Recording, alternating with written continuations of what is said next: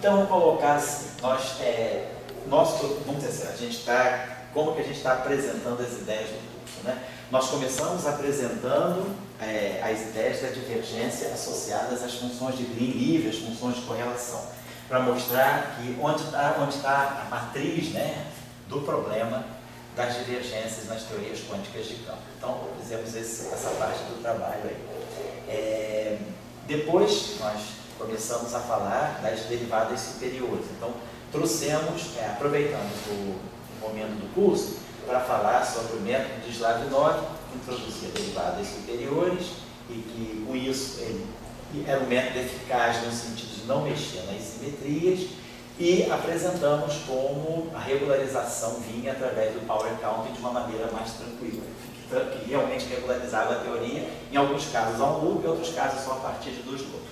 Aí agora, depois a gente entrou com o Léo fez aí a apresentação do que ele está desenvolvendo em 5 dimensões. A gente vai querer ver também a questão das divergências em 5 dimensões, o estudo das divergências, para ver como é que nós podemos ligar as divergências de 5 com as divergências de 4 dimensões. Eu já tinha dado uma aula inicial, e estou retornando a esse tópico, que é, para quem não conhece muito, né, associar as simetrias às identidades de ordem. Por quê? Porque com a questão das divergências ultravioleta, claro que o que chama para a gente de modo muito importante nesse setor ultravioleta é a renormalização. E aí a gente vai querer ver como o programa de regularização e de renormalização, eles são bastante ligados à questão das simetrias, como as simetrias são importantes no programa de renormalização, e as identidades de ordem, que são a expressão das simetrias a nível quântico, vão desempenhar um papel importante no programa de renormalização. E finalmente a gente vai chegar depois nas funções beta. Então nós estamos agora no processo, né, de relacionar simetrias clássicas, né? Tem simetrias, a gente constrói o nosso lagrangiano, né, baseado em simetrias clássicas, e a gente vai querer agora ver qual é a relação entre as simetrias clássicas e as simetrias na teoria, as simetrias, vamos dizer assim, as simetrias, né, já no cenário de campos quânticos. Só um pequeno comentário. Assim. Oi? Só um pequeno comentário. Fala aí. Começando da última aula que eu dei. Fala aí, Léo, por favor. Então levanta bem a mão, é melhor você explicar isso aí. Não, é só a questão de que quando o termo de Chern-Simons ele quebra a paridade em 5 dimensões. O termo de Chern-Simons quebra a paridade se o campo vetorial, se o campo for um vetor, né? Se não for um vetor, quebra. Tá certo, se ele quebra a paridade. Daí é só máximo. Então o Léo estava dizendo o seguinte: se a gente pegar o termo de Chern-Simons em 5 dimensões, I, kappa, assim, a gente estava colocando assim o lambda da roupa, né? Então a mi, não é isso? Aí aqui nós temos o F mi kappa, o termo de Chern-Simons em 5 dimensões, né? É esse termo, não é isso? Né? Então o termo de Chern-Simons em 5 dimensões, ele é um termo cúbico, né? Então é um termo de interação, ele não tem termo, não propõe a formação de massa, né? Tá certo. E aí a gente faz uma transformação de paridade, né? Lembrando que a paridade para nós era as 3 primeiras componentes espaciais sendo refletidas, e a 4ª componente, a componente espacial, né, que a gente tinha mais ou menos, a gente tem essa representação para a paridade. x0' igual a x0, x'I igual a menos xi, e x'I4 igual a x4. Isso? Então isso aqui é a transformação de paridade, e o I vai de 1 a 3, né? Então, a gente faz uma transformação de paridade. Esse é o nosso campo vetorial, esse é o nosso campo, se transforma. Vamos dizer que a gente, vamos colocar então, pegar essa configuração. Aqui nós teríamos aqui esse, vamos dizer, epsilon 0, 1, 2, 3, 4, a 0, F, entre outros termos, né? Claro, F3, 4. Vamos assim por diante. Mas todas as somas, né, todas as configurações possíveis de isso. Então, se esse nosso campo aqui é um campo vetorial, né, então vamos escrever, então, é isso aqui, referência, se a gente fizer as transformações, vamos colocar assim. Se o nosso campo é um campo vetorial, então o A0 é igual ao A0'. O F1, 2, aqui eu vou ter D1 do A2, D2 do A1. Então isso aqui vai ficar, igual ao F1'2. E aí aqui, no 3, 4, eu vou trocar esse termo aqui. Porque a coordenada 4, tudo que for 4 não vai refletir, mas tudo que for 3 vai refletir. Então F' aqui, 3, 4, tem um sinal menos. Então, isso vai acontecer com todos os termos. Então, a gente vai ter sempre uma mistura desses, de alguma forma, disso aqui com isso aqui. Então, o termo de Chern-Simons quebra a paridade se o nosso campo for um vetor, se ele se transformar como um verdadeiro vetor. Se ele se transformar como um pseudo-vetor, quer dizer, um vetor em 5 dimensões, a componente temporal não reflete, as 3 componentes espaciais refletem, e a componente 4 não reflete. Um pseudo-vetor, ele pegaria, eu acho que um sinal menos relativo, né? Seria menos aqui nisso, menos aqui, mais aqui. Aí o pseudo-vetor preservaria a paridade. Então, essa observação, Léo, você quis fazer em relação à tua aula, por quê? Você chegou a dizer em algum momento? A gente complicou a representação com relação à paridade. Isso, representação fenomenológica. O termo de Maxwell só pode ser um F' quadrado. Ah, entendi, tá certo. Então tá, isso que o Léo está querendo dizer em relação à aula passada, em 5 dimensões. Então a gente quer ter uma descrição em 5 dimensões que seja invariante de paridade. Para ter invariância de paridade no setor de Dirac, a gente é obrigado a duplicar a representação. E no setor de Maxwell, o termo de Chern-Simons quebraria a paridade. Então a gente ficaria só com o termo de Maxwell, só o F' ao quadrado, né? Então é isso que eu queria colocar, né? Obrigado. Então a gente está querendo relacionar a simetria dos campos à simetria que é clássica, que existe no Lagrangiano clássico, a gente vai para o cenário quântico, né? Então a gente viu que uma das boas maneiras da gente fazer isso é usando a representação integral de Carnot. Então a gente vai adotar aquela representação, né, da função de partição, em geral, conexa e não conexa, o Z de J, que a gente estava representando desse modo aqui, tem, vamos dizer assim, aquela constante de normalização, que é infinita, né? Temos aqui a integral sobre a medida dos campos, a ação clássica, então a gente entra com a ação clássica, mais o termo de fonte. Vou colocar aqui os nossos campos φ. Tá certo? Então, isso aí. Então, e aí nós derivando, digamos, produzimos as funções de Green de n pontos, vamos colocar assim uma função de Green de n pontos, né? Gn de x1, xn, basicamente fazendo isso. A gente define essas funções de Green que não são as conexas ainda, né? 1 sobre i, e aí aqui a gente pega as derivadas em relação às fontes, né? J1, x1,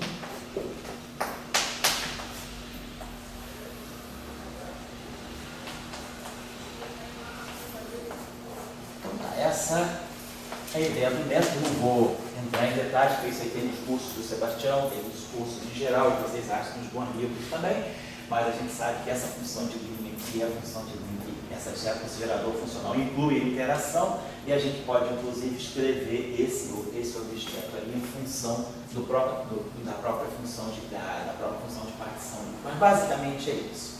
Então a gente tira, nós já tínhamos discutido na aula passada, que esse método é interessante, porque ele nos dá as funções de Green. O que a gente precisa numa teoria quântica de campos são as funções de Green. A gente precisa dos valores esperados no vácuo, né?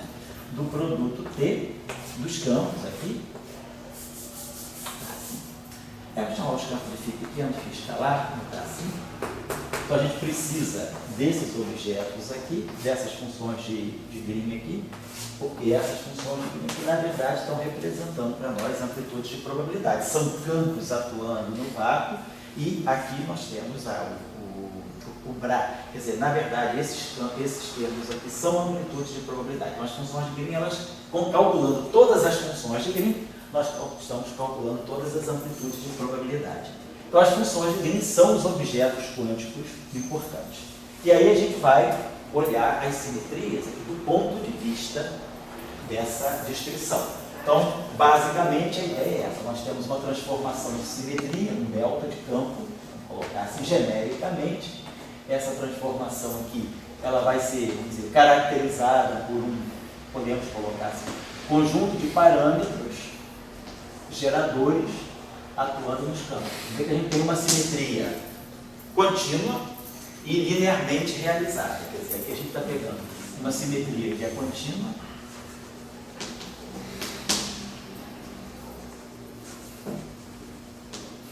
e linearmente realizada.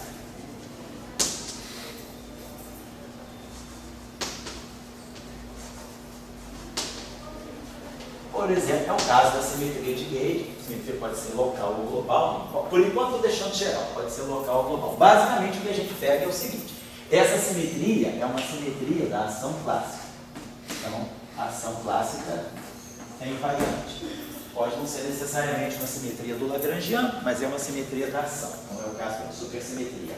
É uma simetria da ação, não é uma simetria do Lagrangiano. Simetria de Gauge é uma simetria do Lagrangiano e é uma simetria da ação. Então, vamos pegar a simetria da ação. Então, é claro que, ao fazer essa variação do campo, a variação do gerador funcional, que nas funções de Green gerais, a gente está supondo, então, que nós temos essa transformação que deixa o elemento de volume invariante, porque a medida de integração é invariante. Isso é importante. Se a medida de integração não for invariante, a gente pode ter o chamado problema da anomalia. Aqui nós vamos ter a ação clássica, que é invariante, mais os termos de fonte.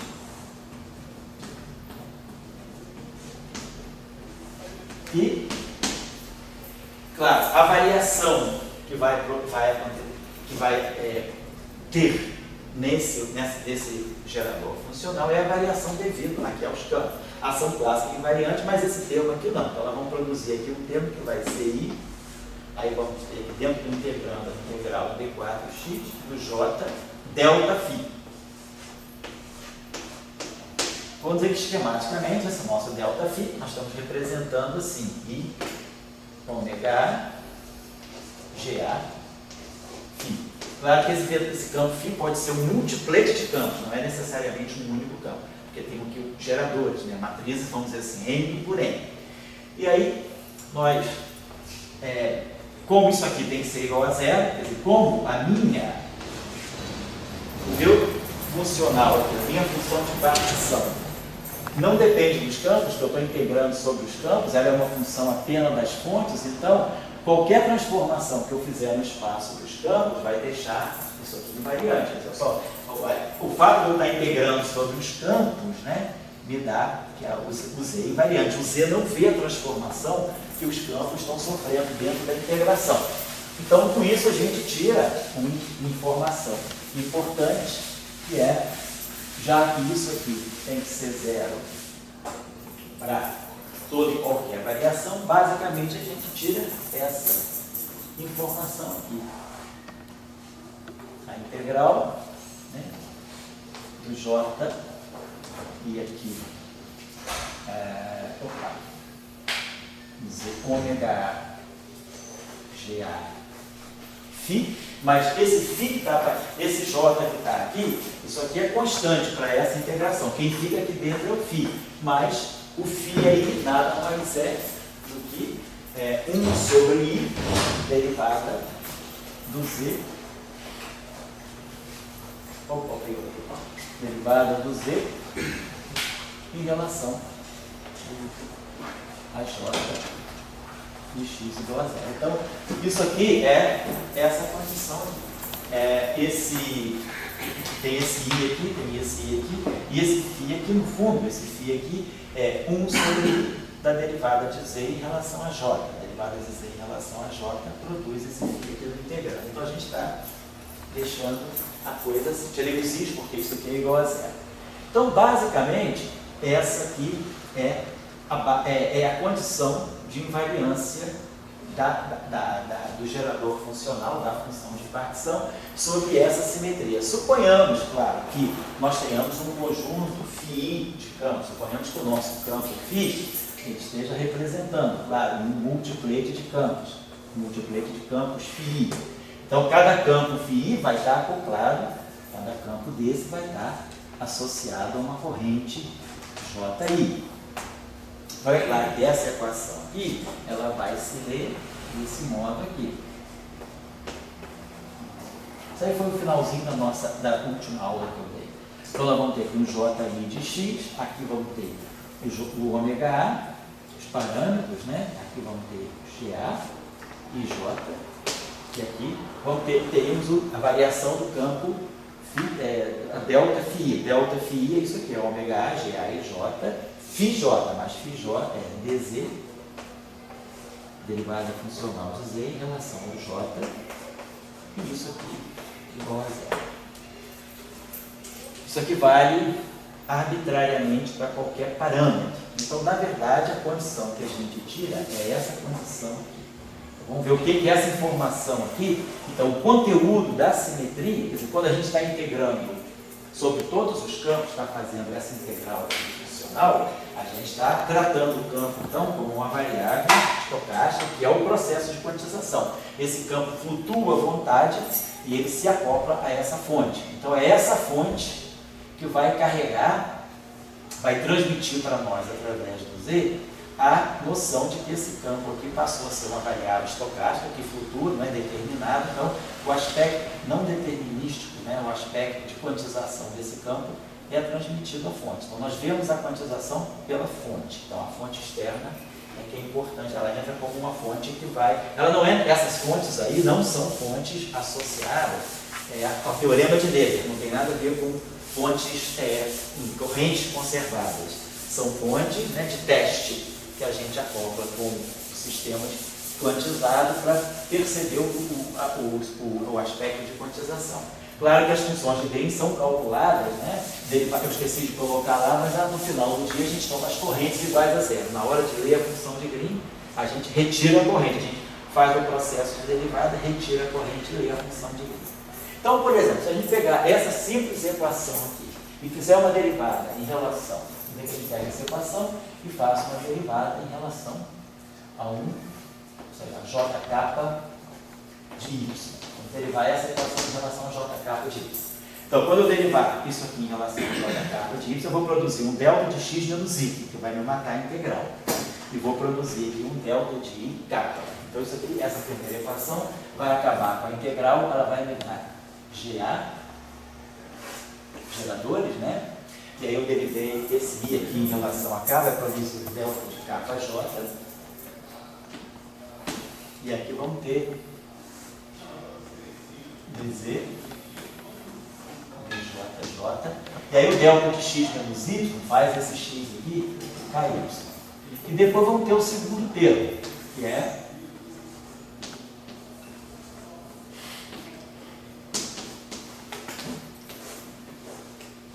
deixar esse termo aqui, assim, de ij, dz, e aqui vai aparecer uma derivada segunda. Aqui vai estar derivada em relação ao jk.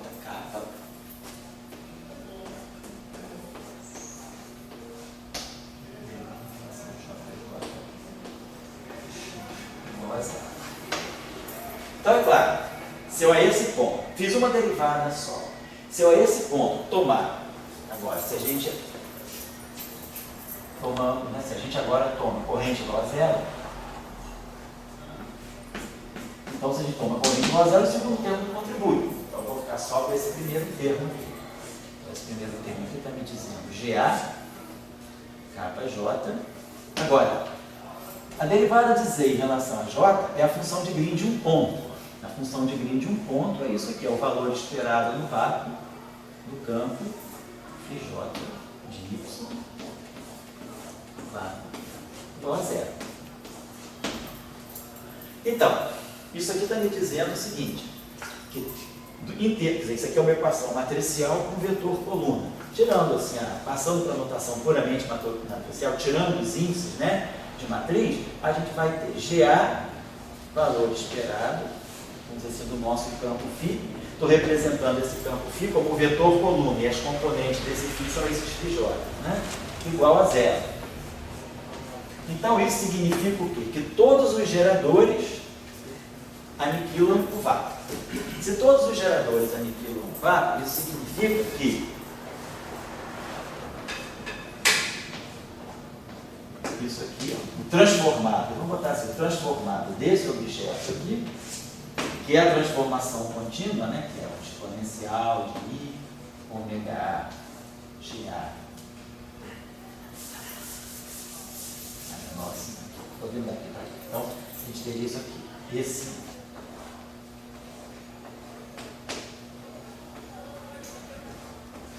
Então, isso aqui tudo transformado. Essa expressão está me dizendo que é igual a isso aqui, né?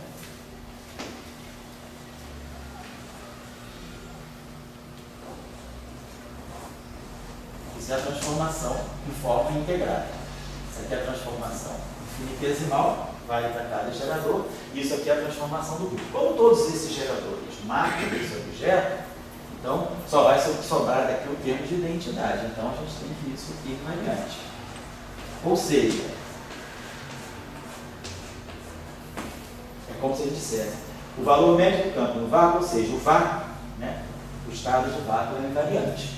Então isso está mostrando para nós que a simetria então, é implementada sem quebra espontânea de simetria. Nesse caso, a gente está vendo que o fato da simetria estar na teoria quântica, quando é que a simetria está na versão quantizada? Quando ΔZ é igual a zero. A transformação que eu faço nos campos deixa o gerador funcional invariante. Isso é a afirmação de que a simetria penetrou no modelo, no cenário quântico. E aí, isso é equivalente a dizer, então, que os estados de vácuo são invariantes. Então, isso aqui mostra que não há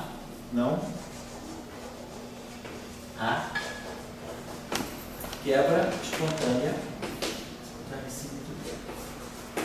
Então, não há quebra espontânea de simetria porque o estado de vácuo é invariante. Então, seria a primeira consequência. A gente não pode estudar a quebra espontânea de simetria, né? Quer dizer, no fundo, a quebra espontânea da simetria é uma violação da identidade de ordem. Ela seria equivalente a dizer que isso aqui não está mais valendo. Por que isso aqui não está mais valendo? Porque eu não vou ter, isso aqui não está mais valendo, porque eu não tenho invariância do vácuo.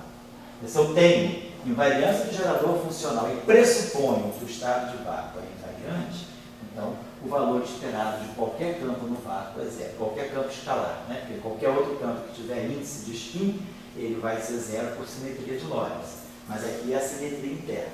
Então, a gente pode um pouco olhar, né, a quebra espontânea da simetria desse modo.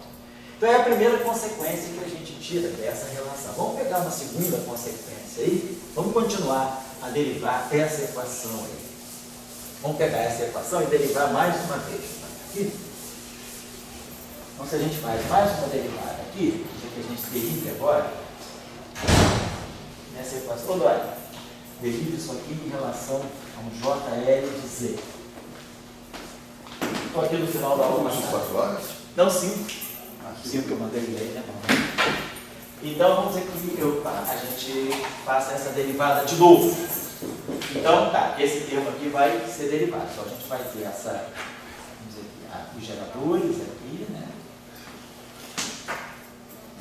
Já vai aparecer um ΔH2, função de grid de 2 pontos, né? Então, vamos ver aqui a derivada em relação ao JL.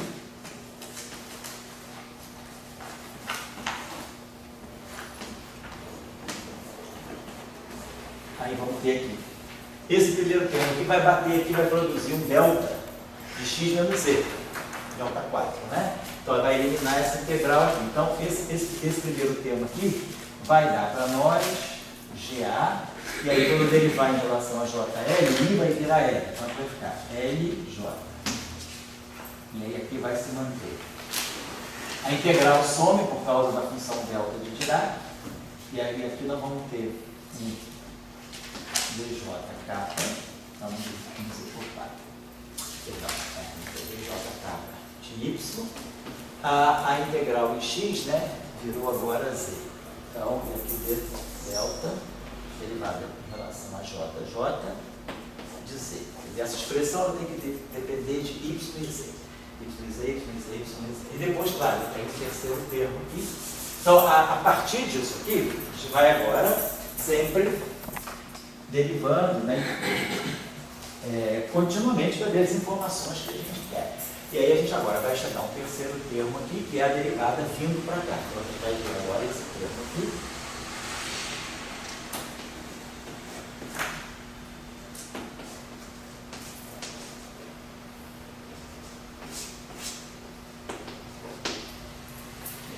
A derivada terceira. Que aí já é uma função de Green de 3 pontos. Então, nós vamos estar derivando em relação a J, L e Z.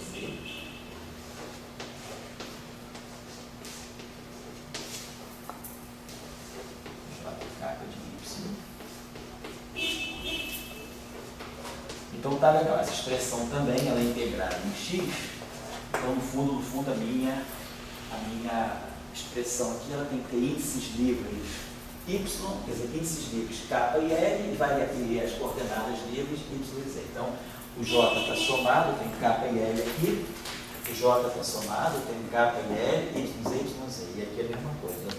O J está somado e o I está somado. Então tem L, K, Y, Z. Tá legal? Então a expressão. Ok. E agora a gente vai fazer, claro, o J igual a zero.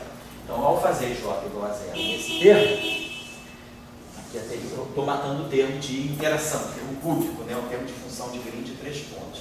E aí aqui a gente obtém essa relação aqui de JH. Então se eu simplesmente quiser tomar as fontes iguais a zero, então tomando isso aqui igual a zero, isso aqui é uma função de Green, isso aqui é outra função de Green. Então nós teríamos assim, vamos escrever assim, geradores, quer dizer, as funções de Green, elas vão carregar os índices dos campos, portanto elas têm esses flavors aqui que as matrizes geradoras têm. Então elas vão ter aqui K, J, e aqui vou representar assim, a função de Green de 2 pontos, né, que é a função de Green G2, né, índice L e J, de y menos z, z menos y. E depois aqui nós temos a mesma coisa, a mesma expressão, o gerador, tirar, e aí aqui L de J, e aí nós vamos ter a função de Green de 2 pontos, né? Kj de y menos z menos y, né? Igual a zero. Então a gente está obtendo então uma relação, né, entre as funções de Green de 2 pontos. Nesse caso, a gente poderia se colocar porque é que a simetria, vamos dizer assim, ela não está me relacionando uma função de Green mais alta. Quer dizer, aquela função de Green de 3 pontos naturalmente desapareceu e eu não estou relacionando funções de Green mais altas. No caso, no próximo caso a gente mostrar que é o caso da simetria de Gauge, quando a simetria se torna local, deixa de ser global, mesmo que ela seja linearmente realizada, nós vamos começar a ver que nós vamos ter a chance de fazer com que apareçam relações entre funções de Green de níveis diferentes. Aqui não, essas duas funções de Green aqui, elas estão simplesmente relacionando funções de Green de 2 pontos. Funções de Green de 2 pontos são os propagadores, né? Então tem essa relação aqui. Essa relação é uma relação, na verdade, tensorial. Ela está me dizendo, deixa eu apagar isso aqui, ela está me dizendo que esse gerador aqui,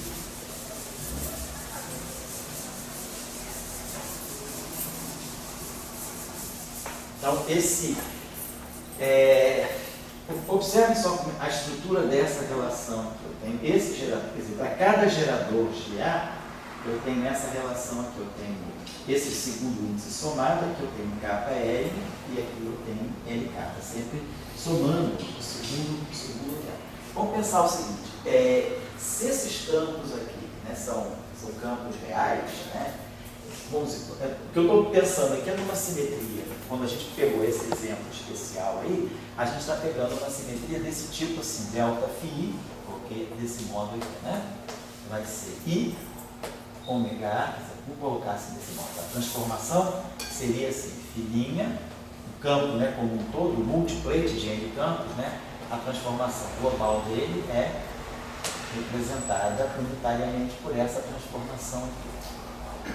Se a gente agora abre um componente, quer dizer, a iésima componente desse campo aqui, eu estou chamando de φ' aí, essa exponencial aqui, vamos colocar isso aqui, já expandindo nos geradores, então isso aqui é a identidade, né? Então vai ficar aqui delta IJ, FJ, que é esse primeiro termo aqui, que é o φ. Vamos já expandir isso aqui em primeira ordem. Então vai ficar o delta, o primeiro termo aqui vai ser a identidade, φ, e aí vai aparecer para nós aqui, I, e aqui os geradores, né, que vão fazer a mistura dos campos. Tá lá. Então a gente está fazendo esse tipo de transformação aqui. Se essa transformação aqui é real, vamos dizer que eu tenho campos reais, eu não estou trabalhando com campos complexos. Eu fiz esse tipo de acoplamento de campo com fonte, estou supondo que meus campos sejam reais. Que a gente tenha essa transformação aqui, então, unitária. Então, se a gente pegar essa transformação aqui, essa matriz aqui unitária, então, H dela é igual a menos zero. É inversa de unitária. Então, isso aqui está dizendo para nós que GH é igual a GA.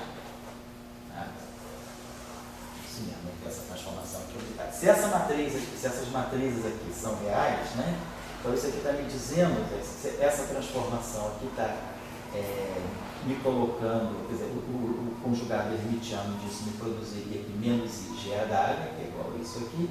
Então, está me dizendo que essas matrizes são hermitianas. Se elas são hermitianas e são reais, elas seriam matrizes simétricas. Né? Então, por exemplo, se for o caso da transformação ser representada unitariamente, né? E se esses campos aqui forem reais. Mas essa relação aqui é mais geral, ela prescinde disso. Basta que eu tenha aqui os geradores completos aqui, do grupo aqui.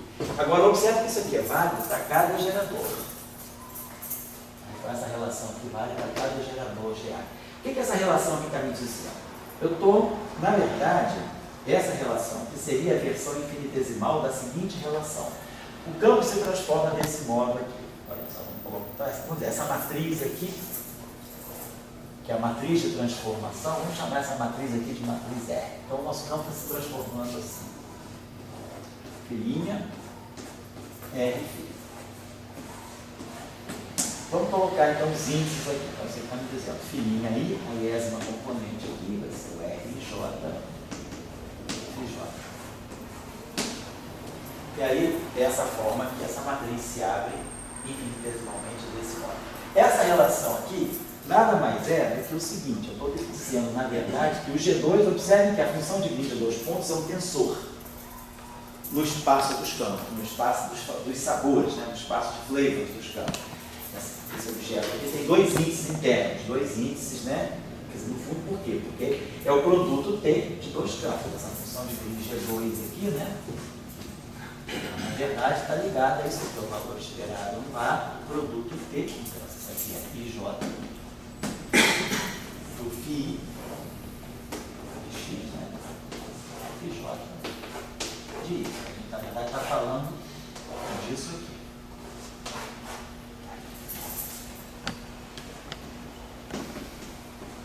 Estou botando esse aqui porque tem um fator de I, na verdade tem 1 sobre I, mas eu estou abandonando só para dar a estrutura. Então a nossa função de green é um tensor, porque ela está fazendo um produto tensorial de dois campos que estão na mesma representação. Na verdade, tem esse iambitador para o meu campo e esse iambitador para o campo FJ, I, né? Na verdade, essa minha função de green, ela pode estar nessa representação aqui, ela pode estar nessa representação. Então, a minha função de green é um tensor de rank 2. Sendo um tensor de rank 2, então a lei de transformação dela seria essa aqui. IJ. R e capa R, J, L, G2. Então, essa informação aqui é essa informação em termos de componentes. Eu abro isso aqui em termos dessa exponencial e trabalho até ordem ômega, né? Eu desprezo os termos de ordem ômega 2, fico só na álgebra, né? Então, se eu expando essa matriz aqui, desse modo, expando a segunda matriz desse mesmo modo e pego só os termos de ordem ômega, eu vou ter exatamente essa relação. Então, essa relação aqui, né? Se isso aqui é igual a zero, isso aqui está me expressando que essa função de Green aqui é invariante, está me dizendo o seguinte, que se isso aqui é igual a zero, se isso aqui batendo aqui é igual a zero, isso está me dizendo que o G2 linha é o G2, ou seja, as funções de Green são invariantes. Então, essa é a informação que está saindo daqui. Isso aqui está me dizendo o seguinte, que eu tenho G2. Oi? Está saindo dessa informação aqui. E essa informação aqui é a versão infinitesimal disso. Se isso mais isso aqui é igual a zero, significa que essa função de Green significa que, se você achar, vou colocar aqui, se você abrir aquela expressão lá, você tem o seguinte, ó, G2 linha vai ser, vou colocar aqui, delta I kappa mais I ômega A GA I kappa atuando A I kappa vezes aqui. Agora o RJL delta JL, isso aqui é o primeiro I kappa, né? JL mais I ômega B, não vou precisar, porque eu não vou trabalhar com termos de ordem 2 em estou na primeira ordem, só estou trabalhando no nível infinitesimal. Então eu não preciso colocar ômega B aqui, porque eu nunca vou multiplicar esses dois termos. Vamos deixar aqui ômega A mesmo. Ômega A, JL, e tudo isso aqui, opa, aqui eu tenho IE e J, I kappa, JL, e aqui eu vou ter o G2 de kappa L. Tá certo? Aqui eu esqueci de colocar, tá, gente? Perdão. Kappa L. Aí estou pegando agora, né, um tensor de rank 2 nesse grupo. O vetor se transforma desse modo e um tensor de rank 2 se transforma desse modo. Que é essa relação. Estou dizendo isso aqui. Opa. Então, agora, o primeiro termo aqui está me dizendo que o primeiro termo dá G2 e J, que é delta com delta. Aí, esse segundo termo aqui vai me produzir aquele termo, esse outro termo vai me produzir esse outro termo, que é igual a zero. Então, o que vai aparecer aqui vão ser os termos lineares e óbvios. Vai aparecer exatamente agora essa relação aqui. Quando eu multiplicar esse cara por esse ômega e esse termo por esse termo, eu vou produzir aquela relação que me saiu das identidades de ordem. Eu vou produzir aqui, justamente vou colocar aqui, as identidades de ordem. E depois, claro, termos de ordem ômega 2. Como isso aqui é zero, pelas identidades de ordem, então a função de Green é invariante. Então isso mostra que a função de Green de 2 pontos é invariante. O que significa isso? Isso significa que eu tenho uma categoria de objetos, uma teoria de grupo, chamada tensores invariantes do grupo.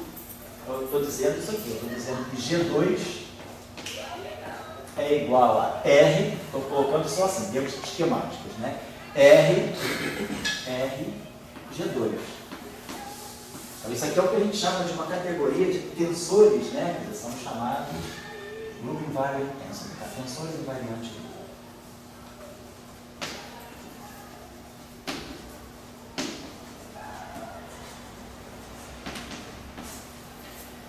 Então, e a consequência desse resultado, o fato de eu ter esses tensores invariantes de grupo, isso aqui, vou colocar assim, né?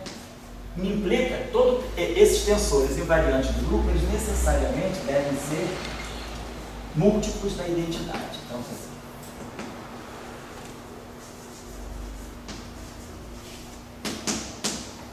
isso aí está ligado ao chamado lema de Schur.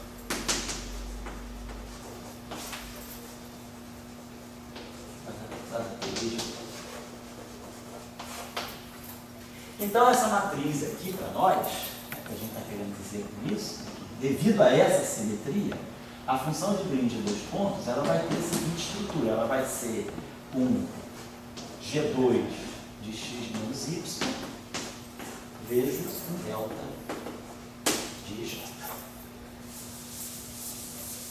Então, isso sai como consequência da simetria. Se eu agora olho isso aqui do ponto de vista das faças transformadas de Fourier, isso aqui é um jeito de fazer a versão de Fourier da função de Green. Então eu vou ter aqui o G-til, vamos dizer assim, o G-til 2 de K vai ser assim, né? K no 4 X, né? Estou pegando esse X, a gente sabe que a função de Green depende da diferença, né? por causa da invariância translacional. Vamos pegar aí, vamos chamar esse x menos y, não quero chamar esse x menos y de z. Então eu vou ter que d4z exponencial g2 de z aí kz. Então, a função de green tem essa estrutura aqui. Então, esse objeto aqui, que a gente sabe, essa função de green em geral, ela pode ter polos. Mas o que a gente está querendo dizer é que, como ela fatorou esse delta j aqui, essa função de green aqui tem um polo geral. Quer dizer, todas as funções green têm o mesmo polo. Todas. Isso aqui vale para qualquer i, quer dizer, sempre que o i for igual a j. Então eu vou ter uma função de green 1, vou ter a função de green 2, mas esse termo aqui é em comum. Então todas as funções de green de 2 pontos têm polo em comum.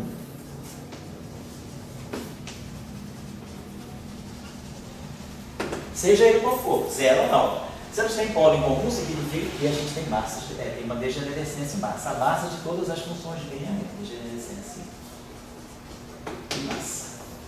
Ou seja, o que a gente está querendo dizer com isso é que, pela análise das identidades de Born, a gente está vendo que se eu tenho uma simetria, então na função de 2 pontos, essa simetria vai se repercutir como tendo uma degenerescência. Então, o fato de partículas do mesmo multiplate terem a mesma massa, como consequência da simetria, ter essa degenerescência em massa para todas as partículas, ou para todos os campos do mesmo multiplate, a gente pode ver esse resultado através da análise das identidades de ordem também.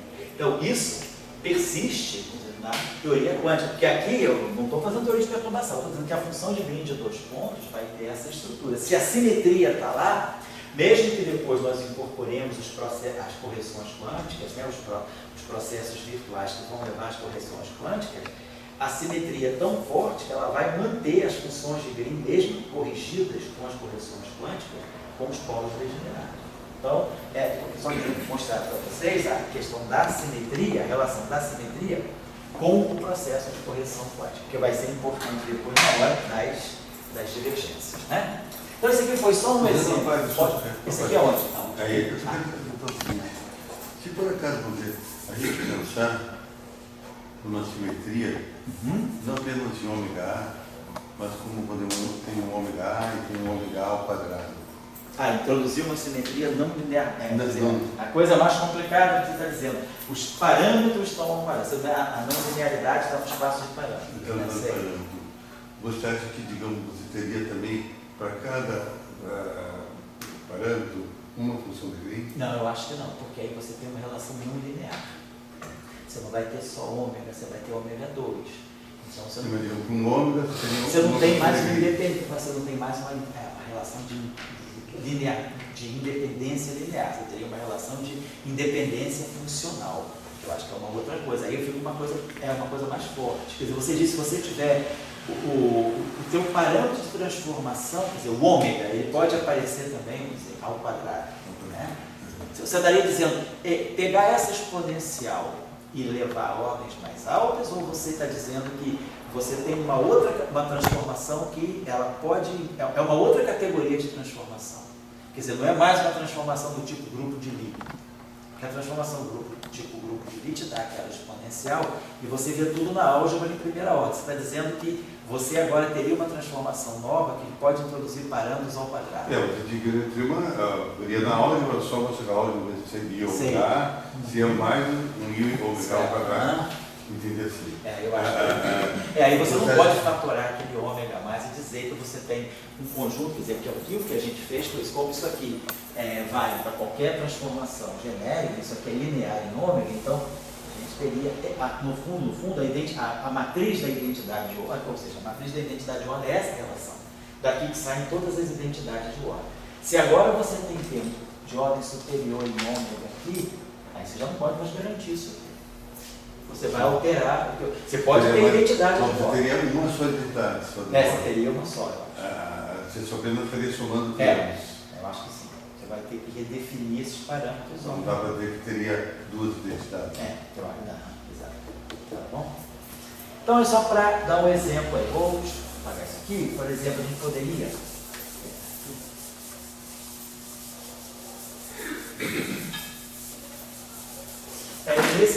nesse caso aqui, as transformações então, são lineares e globais, né? Tá certo. Então vamos começar a ver agora um caso assim mais...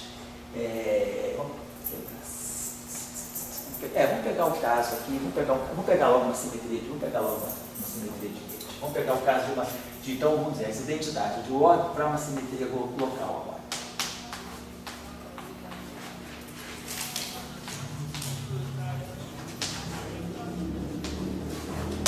O que a gente está dizendo aqui é o seguinte: se alguém quiser fazer o exercício para a simetria, para o campo complexo, vamos dizer, antes de deixar uma tarefa aqui, se alguém quiser fazer essa tarefa aqui, seria o seguinte, vamos dizer que a gente tem essa tarefinha. Seria, nós temos um campo escalar complexo, não tem um n-plate, não, tem um campo escalar complexo. Vamos dizer assim, o caso de uma simetria U1 global. Então, nós vamos ter a transformação de φ, assim, né? Lá, I com ômega φ, e a transformação de φ está menos I ômega φ. Aí vamos dizer que a gente fala, então, a nossa ação, vamos introduzir os termos de fonte, né? Então, nós vamos ter a nossa ação clássica, que é a função de φ estar, né? Ela vai ser agora acrescida desse termo dos termos de fonte. Vou colocar aqui, então, J estar e J estar. Então é claro, quando eu for fazer essas transformações aqui, são esses termos que vão gerar as transformações, então a gente sempre tira a identidade de ordem a partir da parte que quebra a simetria. Porque, na verdade, esse termo aqui é invariante. A ação clássica eu estou supondo que é invariante, mas esse termo aqui, como as fontes são fixas, né, eu estou transformando só os campos, então é justamente desse termo aqui, que está quebrando a simetria, que a gente vai fazer esse termo aqui que varia, e é ele que vai trazer para mim aqui para o integrando funcional as variações que vão me dar origem às identidades de ordem. As identidades de ordem, elas são vistas, né, através do termo de que quebra. Então, seria, quer dizer, o que se faria aqui nesse exercício? De novo, mostrar que essa função de Green degenerada que nós vamos ter agora, né, essa função de Green mista, estar aqui, simetria, o que a gente pode mostrar aí nesse caso é que a simetria vai me dizer o seguinte, que essa função de Green aqui é zero. Pelas identidades de ordem, vocês podem obter que o propagador φ é zero, a função de Green φ é zero, a função de Green φ estar φ também é igual a zero, e a função de Green φ estar φ é aqui que a gente vai, essa função de Green aqui é não zero, e é aqui que nós vamos ter o polo massivo. Aqui, essas duas funções de Green aqui, se a gente fizer, só fazer as derivadas funcionais que vocês vão ver que isso automaticamente, a própria identidade de ordem já usa para vocês isso aqui. Fica essa tarefinha simples aí, no caso local, global ainda, só para relacionar agora que campos que são complexos. Se depois quiser generalizar isso aí para S e o N, pode generalizar isso aí para S e o N. Quem quiser só colocar agora, pensar que esses campos φ aqui, né? Vamos colocar aqui, vai ser I, ômega A, que vão ser os geradores de S e o N. Lembrando então que essas matrizes agora são matrizes hermitianas, né? São M2 menos 1 matrizes hermitianas. Mas o exercício feito para o 1 já resolve a questão do SN também. O que é importante ver que é. Não apaga. Vai falar? Não, o que é? Vai falar aí? O S clássico foi importante. O S clássico foi importante. Quer dizer, a ação clássica ela fixa a simetria para você. Aí a questão é, quando o aspecto quântico está nas fontes. Quer dizer, quando você acopla os teus campos que estão na ação clássica, deixa de flutuar pela integração funcional, pela integração de caminhos, começa a flutuar, você está integrando sobre os campos. Aquelas fontes ali, elas vão guardar para você o aspecto estocástico do campo. Então, e aí esse campo é quântico. Então, aquelas fontes é que vão trazer para você as propriedades do campo quântico em si. Então, a integral clássica, a ação clássica, ela simplesmente te diz que você tem uma simetria clássica. Quando você quantiza, a quantização está está expressa pelas fontes J. E aí você quer saber, a minha simetria, ela entrou na teoria clássica, ou na versão quântica ou não? Então, pelas identidades de Lore, que são obtidas pelas fontes, é que você vai ver se a simetria entrou no cenário quântico ou não, que é aquela expressão que envolve, né, as relações entre as funções de Green, é uma expressão da simetria agora na descrição quântica do teu modelo. Então, quer dizer, o que eu sempre tento entender, vamos dizer, eu gosto um pouco das uma das tuas aulas, é o seguinte, a história do gato e o rabo. Quer dizer, a simetria está no rabo. Um rabo e daí você tem o gato. Você quer construir tudo isso. Então, quer dizer, você pode pegar no rabo as equações de Maxwell e dizer, agora que eu tenho alguma coisa mais que as equações de Maxwell. No caso aqui, você quer dizer, eu tenho uma simetria que eu vejo ela classicamente. Daí existiu ela classicamente, agora eu vou implementar ela quanticamente em bloco de bloco. Isso, exatamente.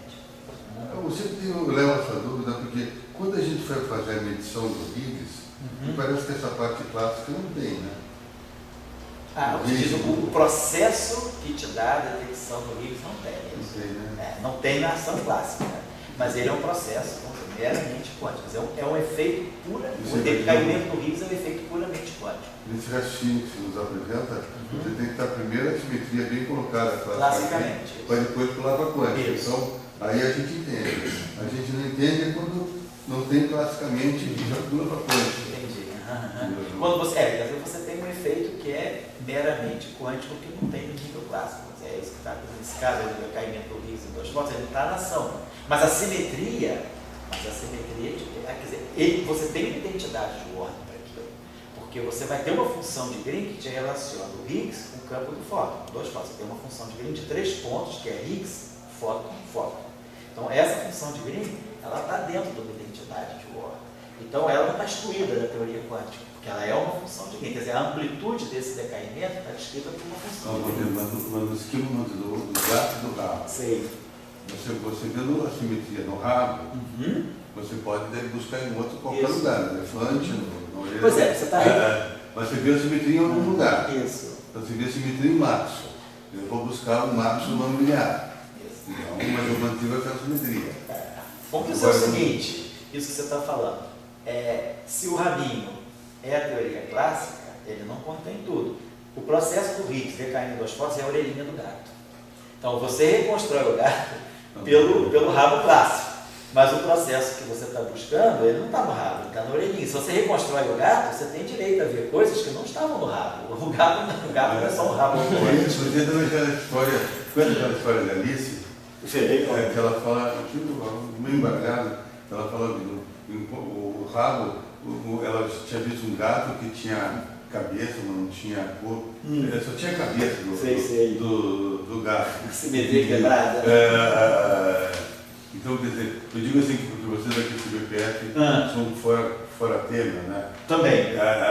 Não acho que isso aí também é um golpe? Isso aí. Para ficar vendo a orelhinha do gato. Um golpe quântico. Um golpe quântico. E não ver o rabo do gato. Eu sempre insisto nessa história. Eu sei. Essa história aí, ela tem vários contextos. passos, ela tem que estar sendo bem discutida. Eu não entendo. Mas eu diria para ela. Não, vamos dizer o seguinte, a gente está pensando o seguinte. O processo da simetria, vamos dizer, o papel da simetria, normalmente, assim, a força, né, do conceito de simetria está no fato de que você conhecendo uma parte do todo, você não conhece o todo, você conhece uma parte do todo, mas você conhece as simetrias, então a partir de uma parte e do conhecimento pleno das simetrias, você constrói o todo, né? Esse exercício aí a gente faz em várias situações. Então, no caso do decaimento do Higgs, vamos colocar assim, o que você tem é uma parte. Você tem só a parte clássica. A parte clássica, ela não te acopla diretamente ao Higgs. Você não tem. Você não tem. Mas é justamente a simetria que vai, a simetria S, o 2, o 1, que aí ela é implementada e tem a quebra espontânea, é ela que vai fazer com que agora, no processo de reconstrução do modelo clássico, que não tem esse processo, para o processo quântico, e nesse processo de reconstrução que a simetria te permite, você vai encontrar esse processo como um efeito de uma função de Green de 3 pontos, que você pode reconstruir pelo processo de simetria a partir do vértice das funções de Green de dois pontos. Eu acho que é um pouco, está dentro dessa filosofia que a gente tem de que algo que não é visto, você só vê uma parte, mas você com as simetrias reconstrói o todo. Quer dizer, a simetria, ela vai te permitir, porque agora, se você tem essa simetria S2, lembre-se que você tem o riso, foto e foto. Na simetria, quer dizer, da onde é que vem o fóton na teoria eletrofrágil? O fóton na teoria eletrofrágil, ele vem tanto do bóson de Gauge, da hipercarga, como do bóson de Gauge, da terceira componente dos spin frágil. Então, a simetria, ela coloca o riso em contato com esses dois. Só que quando tem a quebra espontânea da simetria, você define o fóton um e o outro. Mas, quando você vai vamos dizer assim, a altas energias, você reconstrói a simetria. Então, o fato agora do Higgs poder decair em dois fótons, ele não é visto no lagrangiano clássico, que foi organizado depois da quebra de simetria.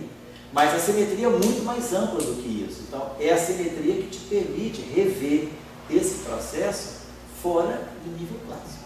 Quer dizer, é por conta da simetria que esse processo é gerado. Se não tivesse a simetria S2, 1, você não iria ver esse processo. Mas eu acho que eu não sei se a simetria, uma simetria, seja qual for.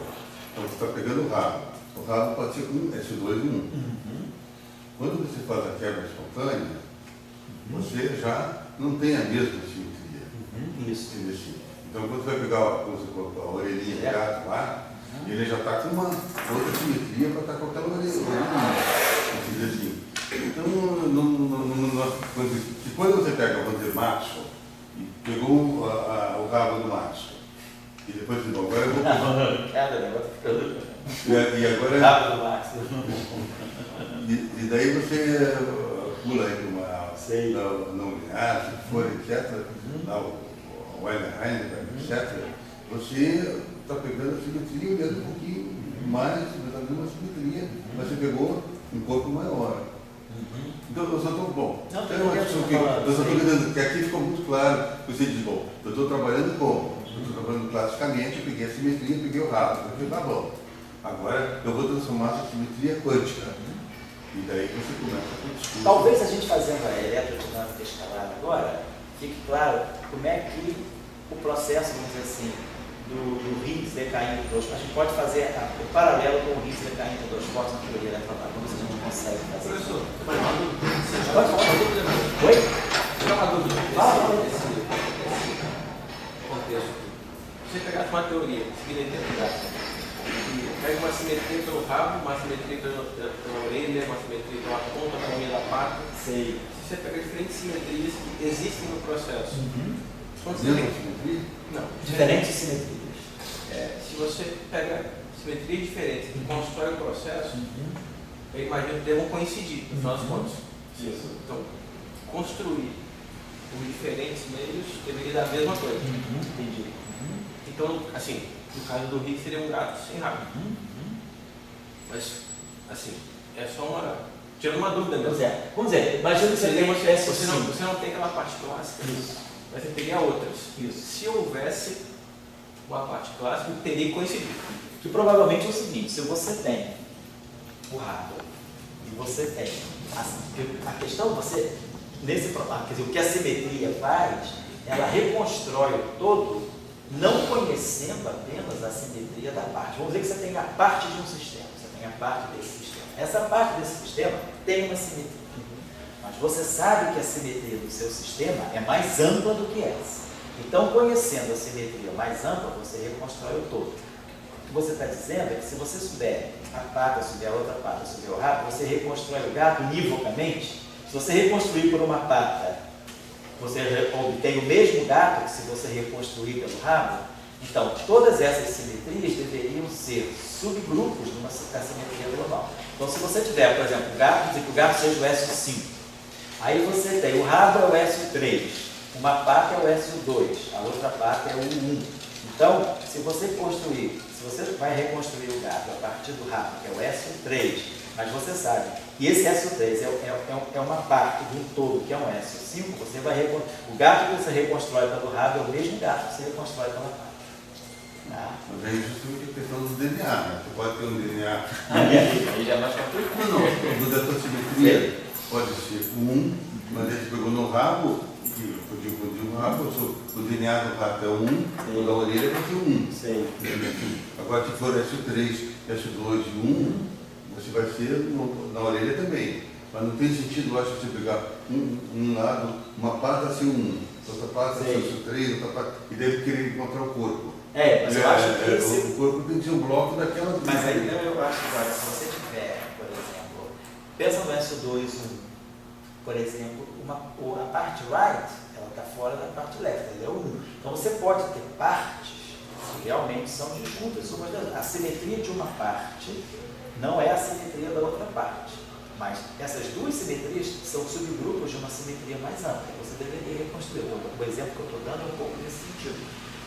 O que é importante é você saber que todas as simetrias, todas as partes, elas são partes de um todo que é conhecido, seja o S5, por exemplo. Agora, se você não sabe que o SO3 que está aqui tem a ver com o SO2 que está ali, você não pode dizer que isso tudo é parte de um mesmo SO5, porque quando você define, vamos dizer assim, subgrupos SO3, SO2 e 1 dentro de um SO5, você já tem que organizar as representações de SO5 para conter as representações dos subgrupos corretamente. Quer dizer, o quintete, né? o quintete é o quintuplete, né? De SO5, ele já vai ter as atribuições corretas de SO2, de SO3, de SO2 e de 1.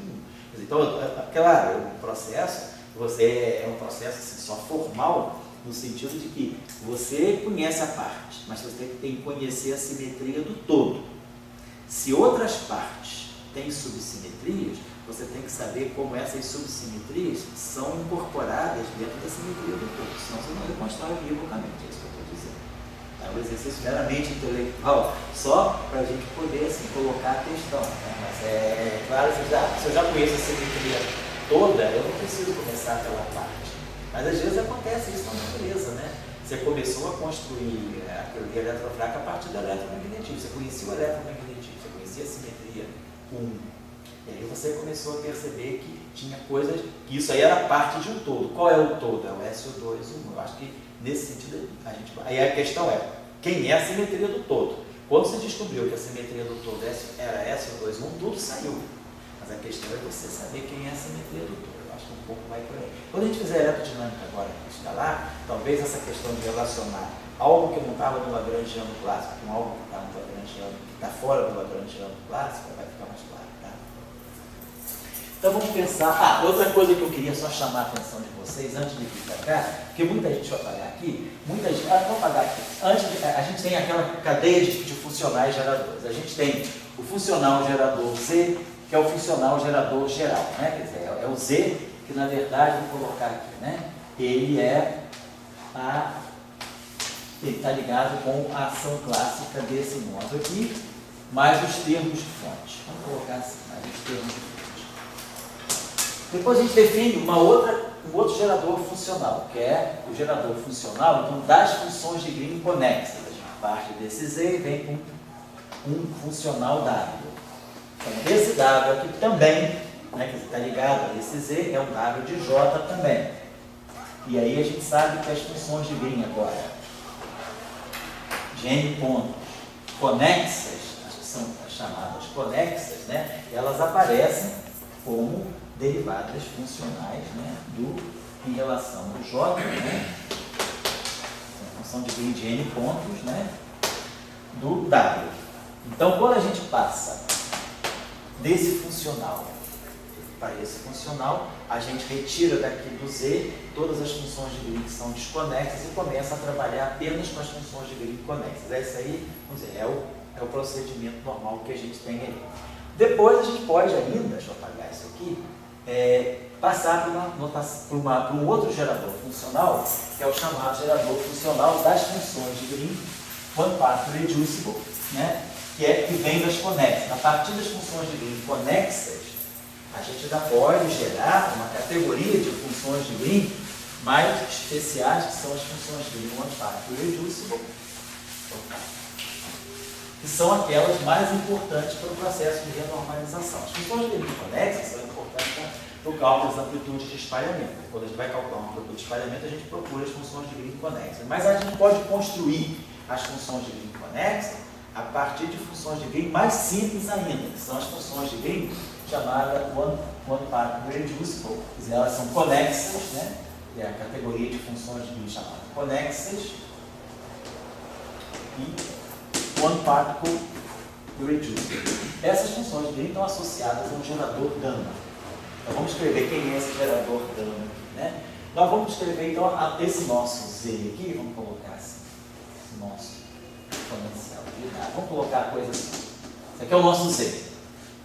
Que na verdade estou expandindo em função desse, então estou representando o Z pela exponencial dos geradores das funções de Green conexas. Então, o que dá isso aqui para nós? Integral sobre o campo φ, né? Exponencial aqui, da ação clássica, que depende dos campos φ, mais os termos de fonte.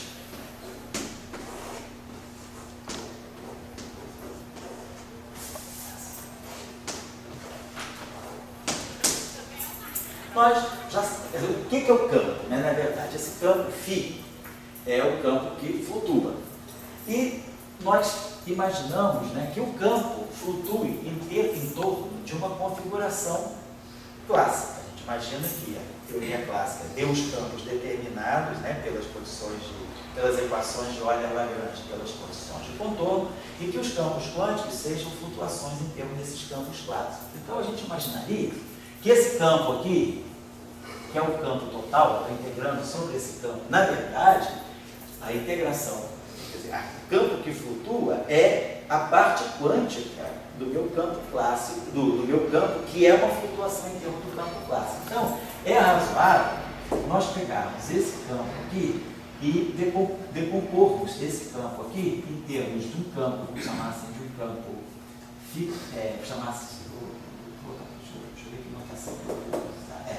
vamos usar a notação assim, φ clássico, vamos colocar assim, mais a flutuação quântica. Vamos dizer que a gente faça isso.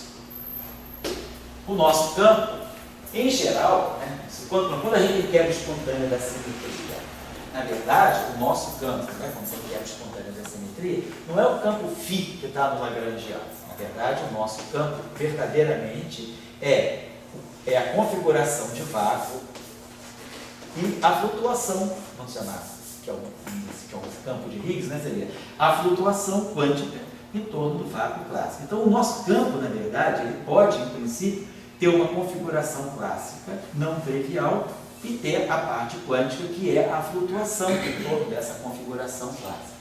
O campo quântico, na verdade, né, quando eu estou integrando aqui, eu estou integrando sobre todas as flutuações. Então, na verdade, eu estou integrando sobre essa parte aqui, porque essa parte aqui que é a flutuação, que é a parte não determinística do meu campo. Então, a gente pode pensar o seguinte: eu vou trazer essa, e eu estou integrando sobre φ. Então, a parte clássica, do ponto de vista funcional, é uma constante. Então, eu posso pensar em fazer o seguinte: eu vou pegar esse dado de J aqui e posso trazer esse termo aqui para o lado esquerdo. Esse termo pode passar pela integral, porque essa integral, na verdade, essa medida de integração, quer dizer, eu estou flutuando sobre a parte quântica do meu campo. E, claro, a parte clássica ela é fixada pelas equações de campo. Ela é uma coisa fixada classicamente, ela é determinística, tem as condições de contorno, tem as equações de campo. Quer dizer, na verdade, o campo que flutua, que dá o aspecto quântico, é essa parte aqui. Então, eu estou integrando. Então, isso aqui, do ponto de vista dessa integral, isso aqui é uma constante. Então, eu posso trazer esse termo para cá. Então, a fonte, ela também está acoplada a esse campo clássico aqui. Clássico. E aí, desse lado aqui, o que eu tenho é campo quântico, parte quântica aqui, a exponencial aqui, e aqui vão ficar mais.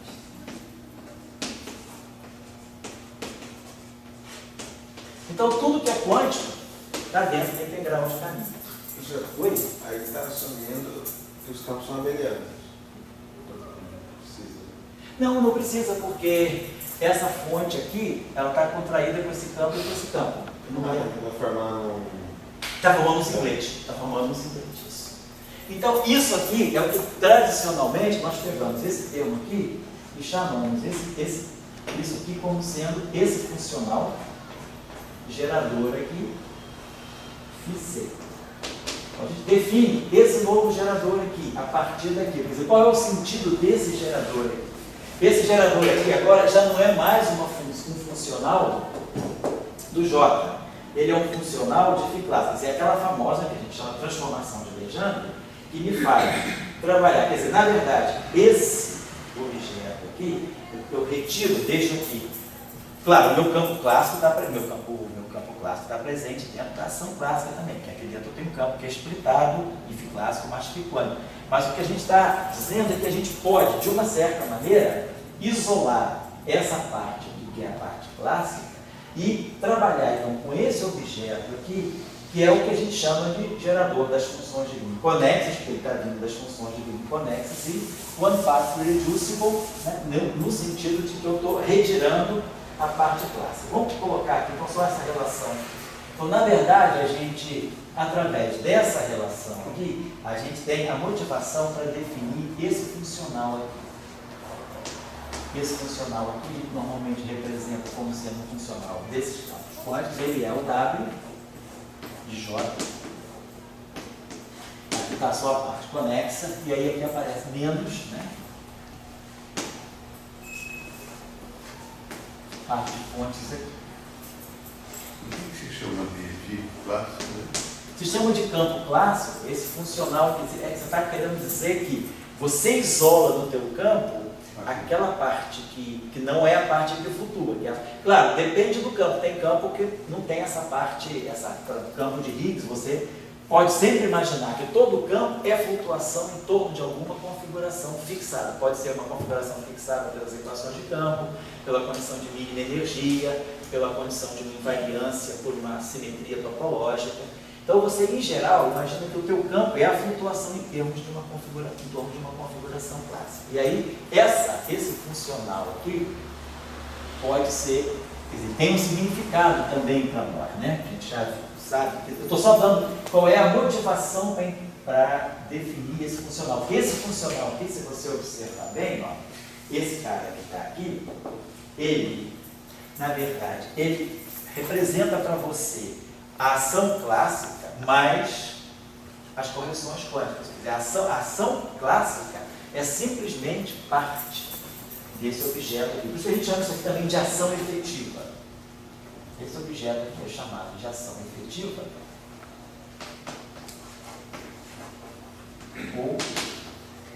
ou o funcional gerador.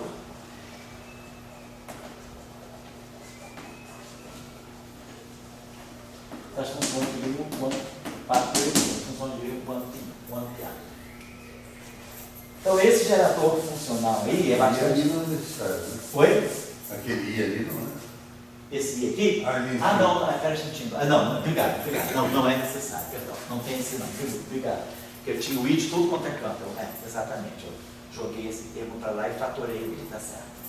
Eu tinha colocado E elevado em gama aqui e E elevado em W. A gente define o gama sem I.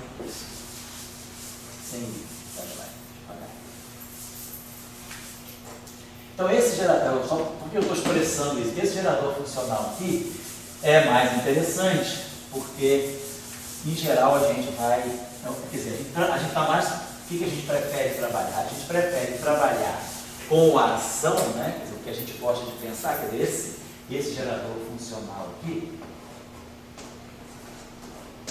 ele acaba sendo a ação clássica, escrita, claro, em função dos campos clássicos, mas, vamos colocar assim, o gama, com efeitos, vamos dizer, o gama de loops, né? Os efeitos quânticos vão entrar aqui. A gente vai calcular os efeitos quânticos. O gerador, existe essa entidade aqui que eu chamo de Φ-classe, vou fazer aqui. Então, se a gente derivar A gente já sabe, se a gente derivar o W de J em relação a J, a gente obtém aqui, derivando W em relação a J, nós obtemos o φ. E derivando o gama em relação ao φ, a gente obtém o menos J. Então é só olhar para essa relação aqui, né? Se eu derivo gama em relação a φ, eu ganho menos J. Se eu derivo W em relação a J, eu ganho menos J. Derivar o W. Oi? Derivar. Ah, tá. É a função de um ponto. Tá? Aqui observe só uma coisa. Se a gente pegar vamos pegar esse objeto aqui. Então, o que eu estou querendo chamar a atenção é o seguinte: essa função de Green aqui, esse gerador aqui é interessante porque ele parte da ação clássica mais as correções de loop. Então, no processo de renormalização, é mais interessante isso. A gente sabe que a ação clássica ela vai ser corrigida pelos contratermos. Então, é mais interessante no processo de normalização trabalhar com essa função de Green aqui. Deixa eu só colocar, vocês devem lembrar aí dos cursos, né? Essa relação assim, se nós derivarmos o gama em relação, vamos dizer assim, ao φ de x. Então, quando eu derivar gama, já estou obtido o φ clássico, porque já está implícito que esse gama aqui é a função do φ clássico, né? Se a gente derivar essa relação aqui, né, a gente pegar esse objeto aqui, e vamos dizer que a gente, isso aqui para nós é o seguinte, né? Então, vamos colocar aqui, isso aqui para nós é o gama 2. Então, isso aqui, chamar isso aqui de gama 2. Na verdade, claro, isso aqui, vamos pensar, isso aqui é um funcional. Então, a gente pode fazer a expansão de Taylor. Mas esse funcional aqui, ele é o gama, vamos dizer assim, de φ. Vamos colocar assim, a gente poderia expandir isso aqui em termos de um φ0, sei lá, φc menos, poderia expandir isso aqui em termos de um φ0 mais, aí eu vou colocar aqui, expansão funcional de Taylor, né? A derivada de gama em relação a φ vezes φ menos φ0, a gente faz a expansão funcional. Então, claro que esse termo aqui, isso aqui vai ter derivadas primeiras do gama em relação a φ, derivadas segundas. Então, são as chamadas funções de Green. Vou botar aqui primeiro, é só para lembrar vocês aí que a gente tem as chamadas funções de Green de n pontos, né? Então, a função de Green, só para lembrar, a função de Green de n pontos, que é o one-part reducible. Na verdade, a gente sabe que essa função de Green que ela pode ser escrita assim, ela é a função de Green conexa de n pontos, então vou colocar aqui o φ1, φ de x1, φ de xn, então é a função de Green de n pontos, e depois, essa função de, então, a gente tem uma função de Green conexa de n pontos, então a gente tem n campos aqui. A gente sabe, quando a gente vai para a função gama, o que a gente faz? A gente pega a função de Green de n pontos e multiplica pelos inversos, né? pelos inversos dos propagadores aqui. É o que a gente chama, essa função de Green, a função de Green, quando parte reduce com as pernas externas amputadas. O que significa amputar as pernas externas? Significa que nós vamos tirar aquilo que seriam os propagadores e vamos colocar aqui os campos clássicos. Então a gente está, na verdade, pegando essa coisa aqui e multiplicando cada perna externa, né? Por exemplo, φ de x1 menos um x1', φ de x1, φ de x1' a menos 1. Então a gente vai multiplicar isso aqui por cada perna externa, ou seja, pelo inverso do propagador, né? Então, significa que essa função de Green amputada é isso. Eu vou pegar as funções de Green de n pontos conexas. Nas linhas externas das funções de Green conexas, o que eu teria aqui seriam propagadores. O que a gente faz? A gente joga fora o propagador, que está na linha externa, então multiplicar isso aqui para cada linha externa pelo inverso do propagador significa tirar esse propagador. Eu tiro esse propagador e no lugar desse propagador o que eu coloco é o campo. Então, a partir de uma função de Green, vamos dizer, se eu pegar uma função de Green desse tipo, assim, na teoria lambda φ4, pegasse alguma coisa desse tipo. Então, se essa função de Green que está no nível do W é uma função de Green de 4 pontos conexa, o que eu tenho aqui fora são propagadores. Isso aqui é propagador, aqui é propagador, aqui é propagador que está dentro do loop, aqui é propagador que está dentro do loop, mas essa função de Green está conectando esse ponto com esse ponto x1, esse ponto aqui com esse ponto x2, x3, vamos colocar assim, e x4, uma função de Green de 4 pontos. O que eu vou fazer? Eu vou pegar essa linha aqui que me conexa esse ponto y, com isso aqui, e multiplicar pelo inverso desse propagador. Vou multiplicar pelo inverso desse propagador. E vou colocar nessa linha externa aqui um campo φ, vou colocar nessa linha externa um campo φ e assim vai. E o processo que a gente usa para trabalhar com um gerador funcional, um funcional gerador gama, é colocar nas linhas externas os campos e tirar os propagadores. Então, basicamente, o que está envolvido é esse processo aqui. Isso aqui é importante depois na hora de ver, não agora, mas vai ser importante depois na hora de ver a relação entre as renormalizações. Como é que ficam essas funções aí renormalizadas em relação à teoria não renormalizada. Estou só chamando a atenção desses fatos aí. Fala aí. O gama, o gerador funcional só fica em função do campo clássico? Só fica. Mas esse campo clássico, na verdade, esse campo clássico, na verdade, é um funcional. Eu observo o seguinte, deixa eu colocar aqui para vocês. A gente derivar, vamos derivar gama, vamos derivar W em relação a J. Se eu derivo W em relação a J, eu estou obtendo esse φ clássico. Então, na verdade, esse lado esquerdo depende de J. Então, esse φ clássico, na verdade, ele próprio é um funcional de J. Essa designação campo clássico não é que ele seja o campo clássico, ele é um objeto que eu vou expressar em termos das linhas correntes. Como essas linhas correntes são as correntes externas, que são objetos que não são quânticos, são os objetos que vão medir o aspecto quântico, por isso que eu chamo esse campo de campo clássico. Mas essa relação entre esses dois tipos de geradores, de funcionais geradores, elas me estabelecem, essa relação aqui me estabelece uma relação de dependência entre o φ é uma função de J, o J é uma função de φ clássico. Pois não? Mas acho que dá para mostrar que esses campos satisfazem as equações matemáticas. Sim, dá para mostrar que, quer dizer, você a trilha, mas depois se você colocar as correções quânticas, você vai modificar as equações de campo clássico pelas correções quânticas, tá certo? Se você calcular tudo a trilha, vai satisfaz. Mas o que é importante é isso, é que os processos de loop, os processos quânticos estão incorporados na ação clássica para te dar essa ação. Então, quer dizer, essa ação aqui é aquilo que é a tua teoria clássica mais os termos que vêm da quantização. Isso é o devido.